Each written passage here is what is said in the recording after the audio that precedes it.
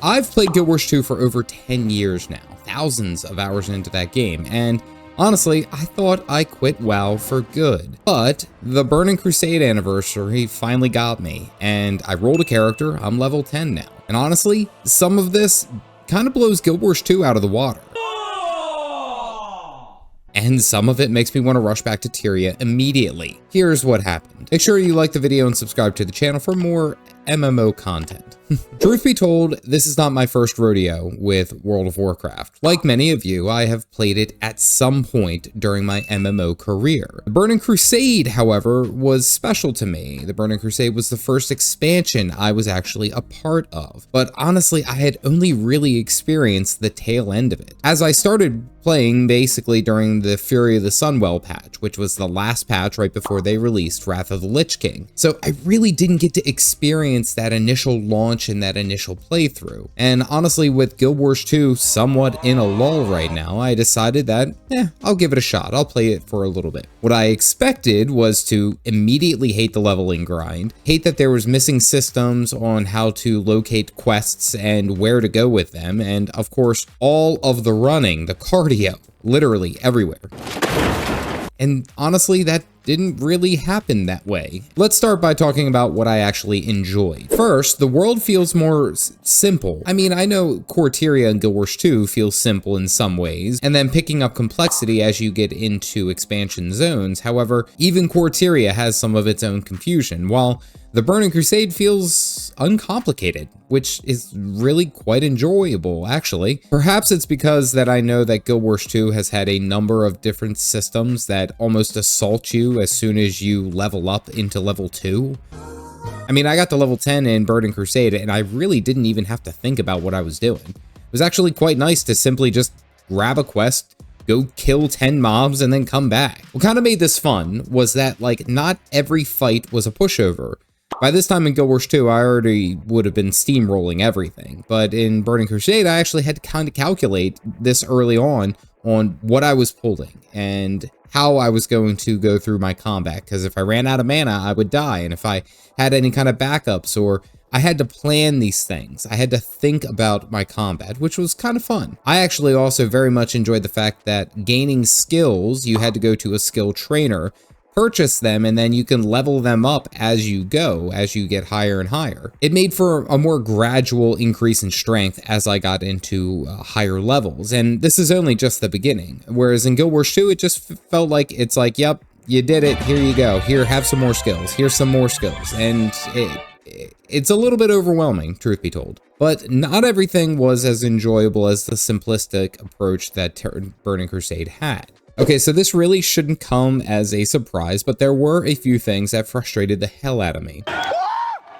What? As I've stressed on this channel, I do not have a whole lot of playtime throughout the day or through the week. So the time that I do have is somewhat precious, if I were to put it appropriately. One of the things that was kind of a curse, and I know it only gets rougher, is the lack of direction for questing. I know I sound super spoiled here, but it really does eat up some time when all you're doing is running around for 30 minutes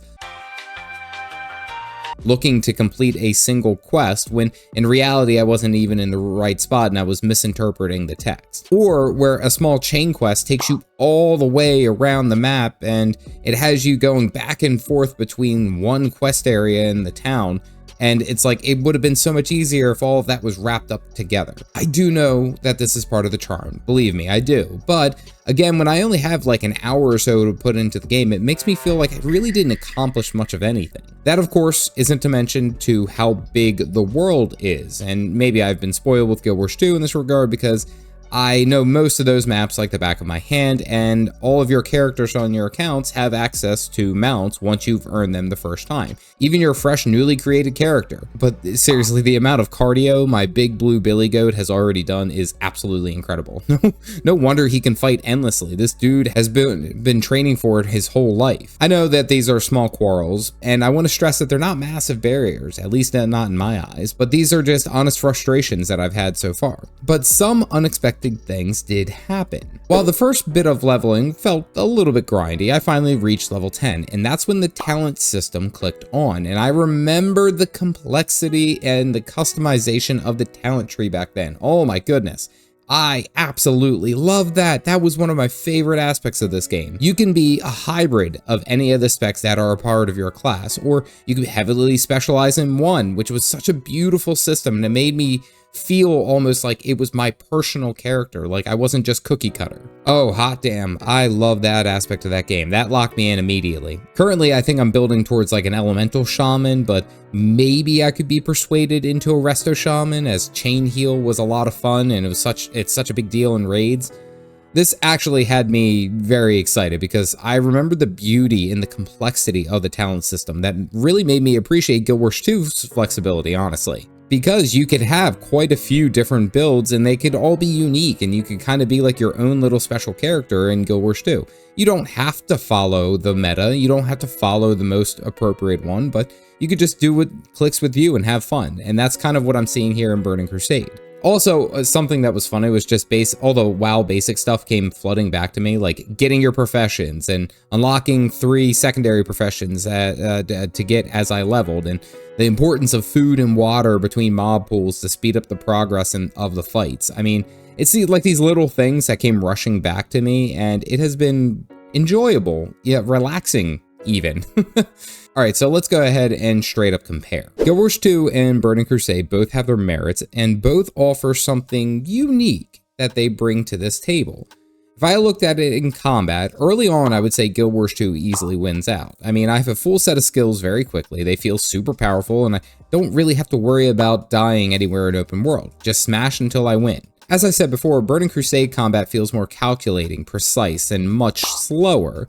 Almost in, you got to pay attention to how many mobs you pull. You have to watch your mana. You have to bring things to heal or to stay alive, like potions or bandages.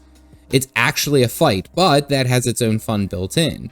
And then, of course, when you get to endgame, I do very much remember that it does have its complexity there too. Still not probably as fast as Guild Wars 2, but I think Guild Wars 2 is looking at that more straight up action combat rather than the standard MMO combat that I think Burning Crusade really capitalizes on. The leveling experience, truthfully, I feel like Burning Crusade wins out here, just because Guild Wars 2 takes like no time to get to max level. I mean, I think I made a warrior and I played it a little to showcase for a video that I made, and like in an hour, and I really wasn't even trying, but in an hour I got like well over level 10. and like that wasn't even min-maxing it, that wasn't even just focusing on trying to get there. It's just bam, there you are. Burning Crusade, I felt like there was a lot more meaning with each level. I mean, you had to buy your skills as you leveled up, and it took time, and it almost added like a weight to that experience. And that's something that I end up appreciating from MMOs. I very much do enjoy that. Socially, hands down, this goes to Guild Wars 2. I mean, now granted, I'm playing on a PvP server on the Alliance in Burning Crusade. I honestly didn't even see another player for the first 2 hours of my gameplay. Like, I only just found one. Now, this also could be because I'm playing Draenei, and Draenei is like notorious. Draenei and Gnomes are the lowest, I think the lowest amount that are played. In Guild Wars 2, the Queensdale map chat is usually just popping, mainly because people of all levels are coming there, either to do a world boss or to work on map completion, or even honestly to greet new players. I've seen that before. Now, when I got to trade chat in the Exodar, I did see quite a lot of people talking. However, these were all mainly to sell things and to buy things. I mean, it's what you would expect. Exploration, I would say, in Guild Wars 2 feels really great, and there's almost a reason always to go out and search some type of area and to see a new place. Mainly because there might be a secret, or there might be some mobs, or there's a specific hidden point that you can go and find, and it's kind of like a little reward. Whereas in Burning Crusade, I feel like it's a bit more dangerous and doesn't really help you complete the quests as you go. I mean, it's not a bad thing, so to speak, but I feel like the exploration gets better for Burning Crusade as you get higher in level, whereas Guild Wars 2 feels great to start, but doesn't really get any better or worse from there. Okay, so is the Burning Crusade worth your time? Honestly, I do believe it is worth the strife and the grind, but it depends on what you are willing to commit to. You have to understand that this game, very similar to that of Classic WoW, is a grind. It is going to take quite a bit of time for you to get the max level, and even more to get your characters up to par for raiding and dungeons. If you go into the game knowing that, then honestly, it's quite enjoyable. Unironically, I think it has lowered my blood pressure. And that's just me easing my way through my first 10 levels at my own pace. I wouldn't recommend Burning Crusade for you if you really don't want to pay a subscription, because yes, it is still World of Warcraft and it's still sub-based. Or two, you don't like the slower paced styles of combat and gameplay, and how long it takes for you to get everywhere. Now, to be fair, at level 70, it does get much faster and you get mounts and it does feel a lot more meaningful, but it's important to note that between Guild Wars 2 and Burning Crusade, they're two very different systems, and I think the Burning Crusade really capitalizes on what made WoW so great back then. So yes, I personally believe it's worth to play and experience, because it just feels like that old-fashioned MMORPG before everything really got sped up by convenience, honestly. So yeah, that is my experience thus far in the Burning Crusade, and honestly, I'm gonna continue this journey of my big, sweaty, blue billy goat. So make sure to like the video and subscribe to follow along. I think I'm gonna start planning out my spec for endgame. Always thinking ahead. As always, stay caffeinated, folks.